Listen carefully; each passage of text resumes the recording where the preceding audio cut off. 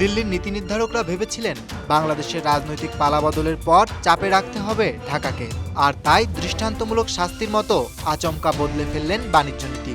স্থলপথে বাংলাদেশ থেকে পোশাক ও প্রক্রিয়াজাত পণ্য আমদানিতে নিষেধাজ্ঞা জারি হলো।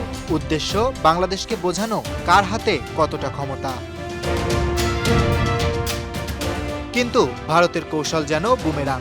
বাংলাদেশকে চাপে ফেলতে গিয়ে পশ্চিমবঙ্গের সীমান্ত অঞ্চলে শুরু হয়েছে অর্থনৈতিক হাহাকার। পেট্রাপোল, হিলি, মহদীপুর, চ্যাংড়াবান্ধা ও ফুলবাড়ি, এই 5টি প্রধান স্থলবন্দর দিয়ে গত কয়েক বছরে গড়ে চলত প্রতিদিন 600 থেকে 700 ট্রাকের চলাচল। এসব বন্দর ঘিরেই গড়ে উঠেছিল হাজারো পরিবারের জীবন জীবিকা। আজ সেখানে শুধুই স্তব্ধতা।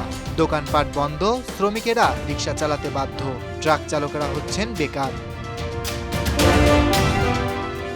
সমীর বিশ্বাস একসময় পণ্য লোড আনলোডে নিয়োজিত ছিলেন, এখন চালান অটোরিকশা। তার কণ্ঠে তীব্র ক্ষোভ। বলেন, বাংলাদেশকে শায়েস্তা করতে গিয়ে আমাদের সংসারটাই শেষ করে দিচ্ছে সরকার। কতদিন আর অপেক্ষা করব? এদিকে বনগাঁ উত্তরের বিজেপি বিধায়ক অশোক কীর্তনিয়াও মেনে নিচ্ছেন এই বাস্তবতা। তিনি বলেন, আমদানির স্থলপথ বন্ধের সিদ্ধান্তে এলাকার ক্ষোভ ও দারিদ্র্য বেড়েছে। বহু শ্রমিক কার্যত উপার্জনহীন হয়ে পড়েছেন।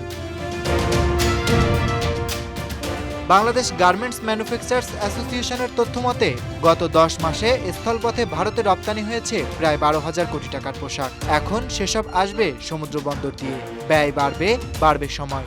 ফলে বাংলাদেশি পোশাকের দাম বেড়ে যাবে ভারতের বাজারে।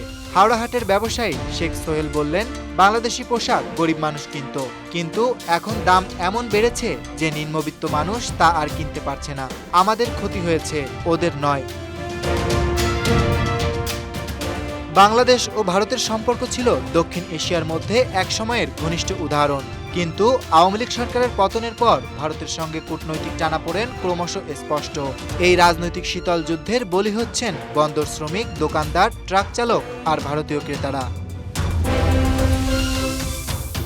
দিল্লির সিদ্ধান্ত বাংলাদেশের বাজারকে সাময়িক ঝাঁকুনি দিতে পারে, কিন্তু যে ক্ষত ভারতের অভ্যন্তরীণ অর্থনীতিতে পড়েছে তা হয়তো দ্রুত সারানো যাবে না।